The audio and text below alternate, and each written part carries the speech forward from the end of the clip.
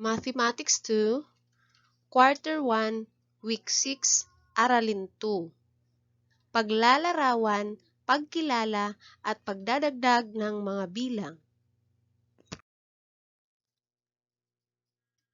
Layunin, na ilalarawan, na ipakikilala, at na idadagdag ang mga bilang na may kabuuang bilang hanggang 1,000 nang wala at mayroong pagpapangkat. Basahin natin ngayon ang kwento ni Mark. Si Mark ay nagre-recycle ng mga bote. Nakaipon siya ng 234 na bote noong Sabado at 23 noong Linggo. Ilan kaya ang naipon niya sa loob ng 2 araw?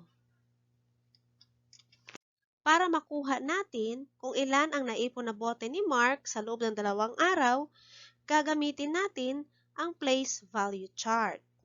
Hihiwalayin natin ang mga numero sa isahan, sampuan, at daanan. Sa numerong 234, ang 4 ay sa isahan, ang 3 ay sa sampuan, at ang 2 ay sa daanan. Sa numerong 23 naman, 3 ang sa isahan, yung 2 ay sa sampuan. Ngayon, para makuha natin ang tamang sagot, sundin natin ang mga hakbang. Unang hakbang. Pagsamahin ang mga bilang sa isahan or ones. So, 234 plus 23, pagsamahin ang bilang na nasa ones na 4 at saka ang 3. So, 4 plus 3 equals 7. So, ilalagay natin ang numerong 7 sa baba sa ones place. Pangalawang hakbang. Pagsamahin ang mga bilang sa sampuan or tens. So, 234 plus 23, ang nasa sampuan ay ang 3 at saka 2. So, 3 plus 2 equals 5. So, ilalagay natin ang sagot na 5 sa sampuan sa ibaba. Ayan. Pangatlong hakbang. Ibaba ang bilang na nasa pwesto ng sandaanan or hundreds.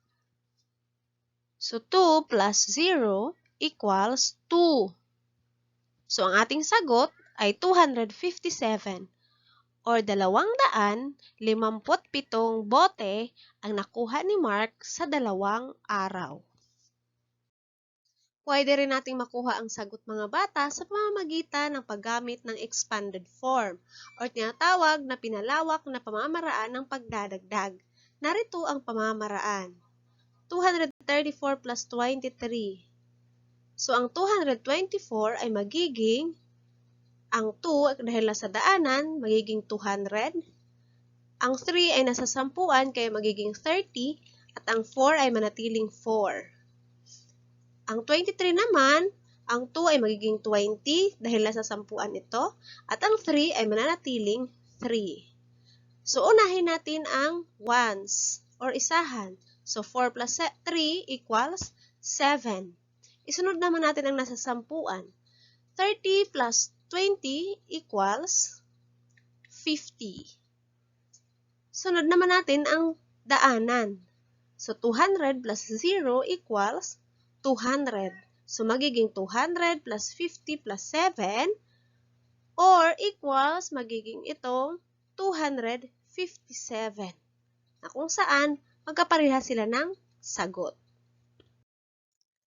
Halimbawa, 436 plus 62. So, uunahin natin ang nasa isahan or ones place. 6 plus 2 equals 8. Isunod naman natin sa pagdadagdag ang nasa sampuan or tens place. 3 plus 2 equals 9. Ngayon, isunod naman natin ang daanan. So, 4 plus 0 equals 4. So, ang ating sagot ay magiging 498. Pwede rin natin ipakita ito sa expanded form. So, 400 plus 30 plus 6 plus 60 plus 2. So, equals 400 plus 90 plus 8. or magiging 498. So magkaparehas lang sila ng sagot. Pangalawang halimbawa, 560 plus 127. Unahin natin ang ones place or isahan, 0 plus 7 equals 7. Sunod nating i-plus ang sasampuan, 6 plus 2 equals 8. Sunod naman natin ang nasa daanan, so 5 plus 1 equals 6. So ang ating sagot ay 687. Ngayon, gamitan naman natin ng expanded form. So, ang 560 ay magiging 500 plus 60 plus 0. Ang 127 ay magiging 100 plus 20 plus 7. So, i-plus natin ang isahan, sampuan at ang daanan ay magiging 600 plus 80 plus 7 equals 687, kung saan magkapareha sila ng sagot. Si Liza at si Romeo ay nagtanim ng puno. Si Liza ay nakapagtanim ng 149 na puno ng akasya. Samantalang si Romeo ay nakapagtanim naman ng 166 na puno ng nara. Ilan lahat ang punong natanim nina Liza at Romeo? Para makuha ang kabuuang natanim ni Liza at Romeo, sundin natin ang mga hakbang. Unang hakbang, pagsamahin ang mga bilang sa isahan. 149 plus 166. Ang mga bilang na nasa isahan ay 9 at 6. 9 plus 6 equals 15. Ang 15 ay magiging 10 plus 5. Isulat sa isahan ang 5 or 5. May pagpapangkat, kaya idadagdag ang isa sa sampuan. Pangalawang hakbang. Pagsamahin ang mga bilang sa sampuan. Ang mga bilang na nasa sampuan ay 1, 4 at 6. 1 plus 4 plus 6 equals 11. Ang 11 ay magiging 10 plus 1. Isulat sa sampuan ang 1. May pagpapangkat, kaya idagdag ang isang 1 sa sandaanan. Pangatlong hakbang. Ibaba ang bilang na nasa pwesto ng daanan or hundreds. Ang mga bilang na nasa daanan or hundreds ay 1 plus 1 plus 1. So, 1 plus 1 plus 1 equals 3. Ilagay ang 3 sa sandaanan. So, ang ating sagot ay 315. So, ang kabuuang natanim ni Liza at Romeo ay 315 or 315 puno. Ngayon mga bata, sasagutin naman natin sa pamamagitan ng expanded form o pinalawak na pamamaraan ng pagdadagdag. 149 plus 166. Ang 149 ay magiging 100 plus 40 plus 9. Ang 166 naman ay magiging 100 plus 60 plus 6. Unahin natin ang nasa isahan. 9 plus 6 equals 15. Sunod naman natin ang sampuan. 40 plus 60 equals 100. Sunod naman natin ang nasa sandaanan. 100 plus 100 equals 200. So, ito ay magiging 200 plus 100 plus 10 plus 5. Pagsamahin natin ang dalawang sandaanan. 200 plus 100 plus 10 plus 5 equals 300 plus 10 plus 5 or magiging 315 ang ating sagot. Halimbawa, 245 plus 185. So, una natin gagawin, pagsamahin natin ang mga bilang na nasa isahan. So, 5 plus 5 equals 10. Ilagay natin ang 0 sa isahan at ang 1 naman ay sa sampuan. So, 1 plus 4 plus 8 equals 13. So, ilagay natin ang 3 sa sampuan at ang 1 ay sa sandaanan. Sunod natin idadagdag ang sandaanan. 1 plus 2 plus 1 equals 4. So, ang ating sagot ay 430. Pangalawang halimbawa, 659 plus 172.